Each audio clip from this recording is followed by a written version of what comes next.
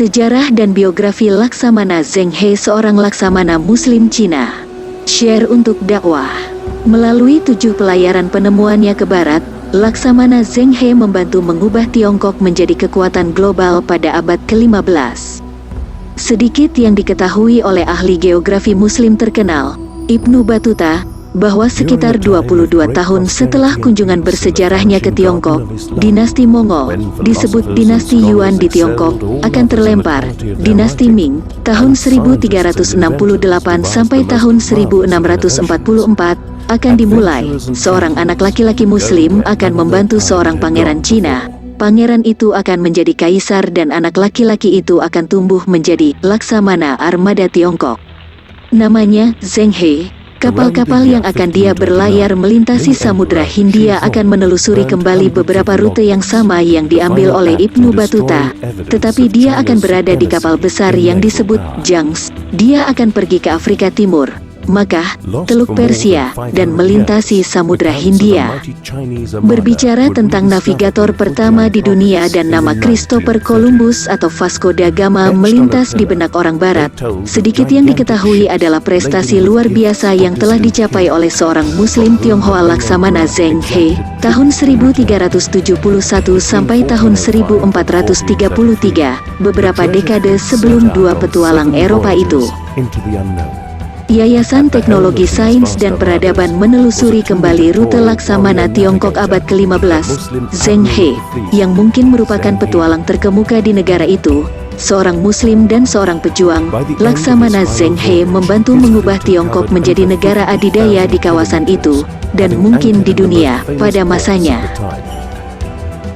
Pada tahun 1405, Laksamana Zheng He terpilih untuk memimpin ekspedisi angkatan laut terbesar dalam sejarah hingga saat itu. Selama 28 tahun berikutnya, tahun 1405 sampai tahun 1433, dia memimpin 7 armada yang mengunjungi 37 negara, melalui Asia Tenggara ke Afrika dan Arab yang jauh. Pada tahun-tahun itu, China sejauh ini memiliki kapal terbesar saat itu. Pada 1420, Angkatan Laut Ming mengerdilkan gabungan Angkatan Laut Eropa.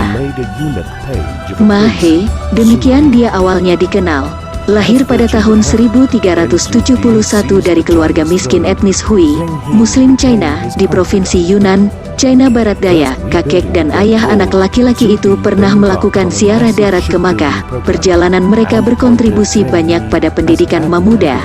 Dia dibesarkan berbicara bahasa Arab dan Cina, belajar banyak tentang dunia di barat dan geografi serta adat istiadatnya. Read Scientific Facts of the Quran.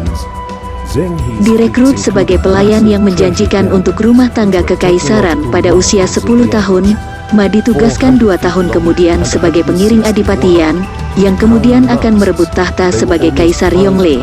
Ma menemani Adipati dalam serangkaian kampanye militer yang sukses dan memainkan peran penting dalam merebut Nanjing, ibu kota saat itu. Dengan demikian, Ma dianugerahi komando tertinggi badan rumah tangga kekaisaran dan diberi nama keluarga Zheng. Kaisar Yongle mencoba meningkatkan prestisnya yang rusak sebagai perampas kekuasaan dengan menunjukkan kekuatan China di luar negeri, mengirimkan armada spektakuler dalam pelayaran besar dan dengan membawa duta besar asing ke istananya. Dia juga menempatkan perdagangan luar negeri di bawah monopoli kekaisaran yang ketat dengan mengambil kendali dari pedagang Tionghoa perantauan. Komando armada diberikan kepada Zheng He kesayangannya, sosok mengesankan yang dikatakan memiliki tinggi lebih dari 8 kaki.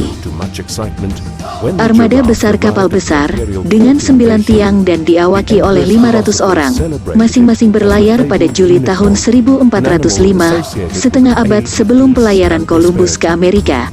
Ada kapal harta karun besar dengan panjang lebih dari 300 kaki dan lebar 150 kaki.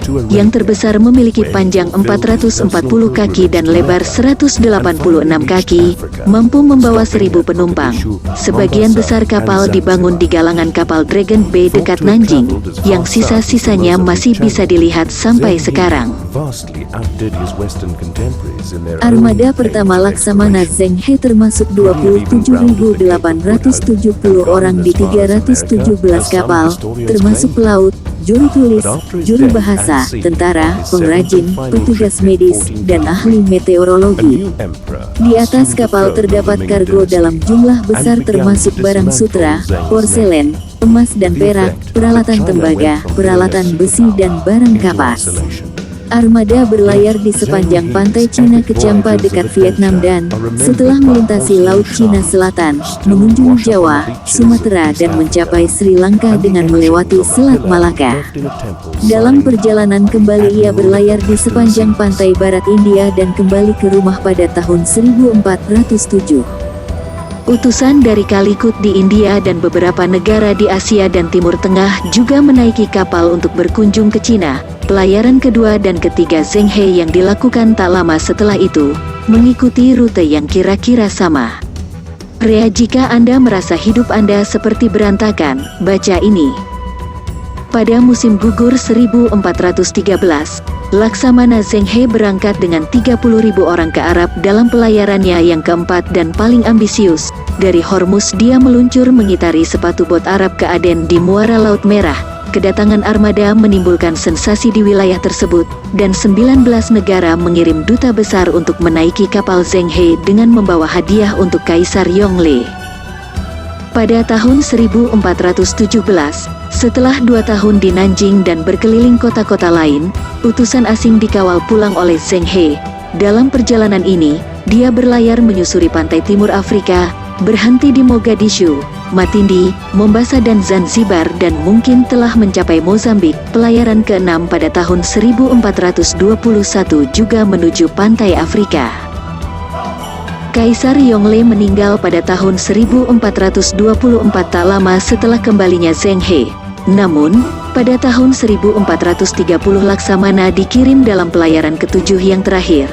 Sekarang berusia 60 tahun, Zheng He mengunjungi kembali Teluk Persia, Laut Merah dan Afrika dan meninggal dalam perjalanan kembali pada tahun 1433 di India.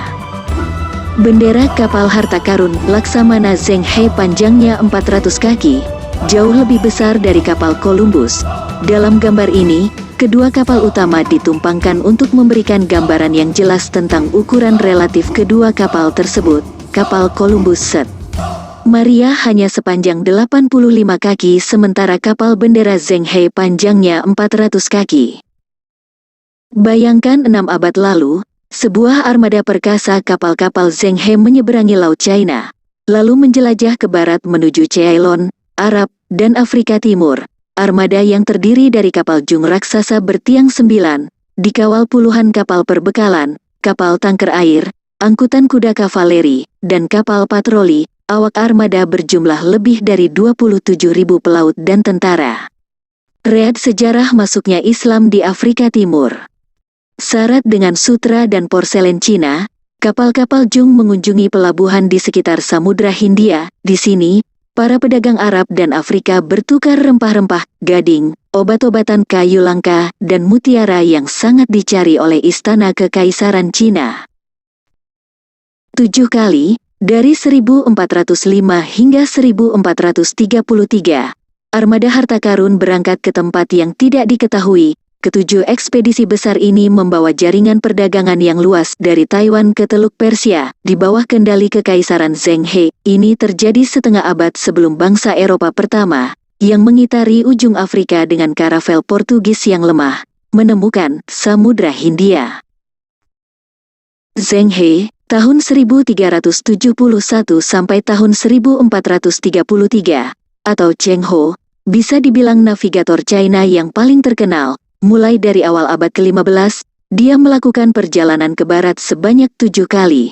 Selama 28 tahun, ia menempuh jarak lebih dari 50.000 km dan mengunjungi lebih dari 37 negara, termasuk Singapura. Zheng He meninggal pada tahun ke-10 pemerintahan Kaisar Ming Xuande, 1433, dan dimakamkan di pinggiran selatan Bull's Head Hill, Niushu, di Nanjing.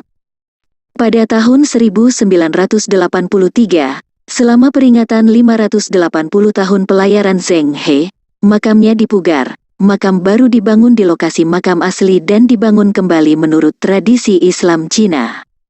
Sejarah masuknya Islam ke Malaka. Penyebaran Islam di Indonesia dan peran pedagang dalam proses penyebaran agama Islam. Kubilai Khan, biografi dan sejarah hidupnya. Share untuk dakwah.